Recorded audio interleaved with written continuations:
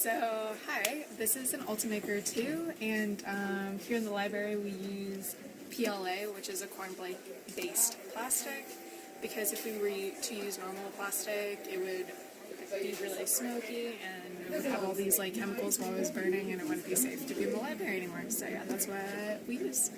And we get these cute little bits.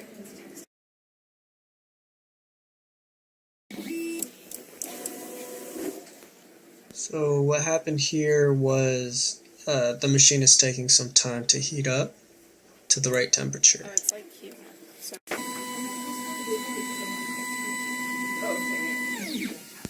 So our first attempt at running the printer, we had set it to 200 degrees Celsius, but it was not hot enough, and so we decided to bump the temperature up to 250 degrees Celsius.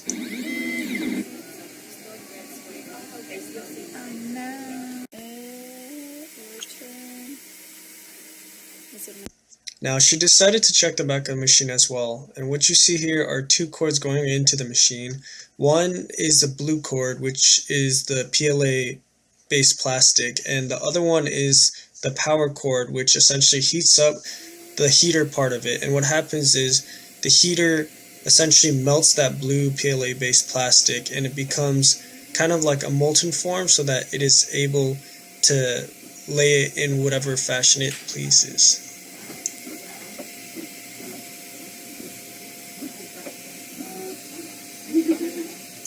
Now notice how the bottom of the piece kind of reflects the way the printer prints objects. Now how this all works before it starts printing is the printer isn't directly connected to the computer, so they need to bring over an SD card that they plug straight into the printer, and then it'll know how to print it from there. But what happens is they first make an STL file, which is essentially a design file, and the program used to create this design file, or the STL file, is called 123 design. Now from 123 design you take the STL file to a program called Cura, and what Cura does is it gives you a G-code, which is what the printer can read to be able to print the object you want. In the 3D printing workshop, I teach my students about 123 design, and it is kind of a model making application. So if they want to create their own little sculptures or their own buttons and heart-shaped pendants and stuff like that, they totally can if they're have a more creative side. But if they find something on the internet, from Thingiverse and websites like that, and can download the STL just right away, then they can just kind of skip that whole process and go straight to Cura and download the G-code from there.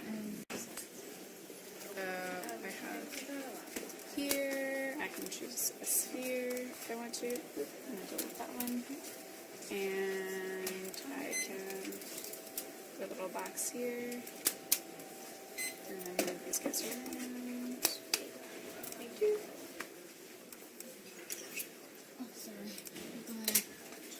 And then we can add a sphere right there.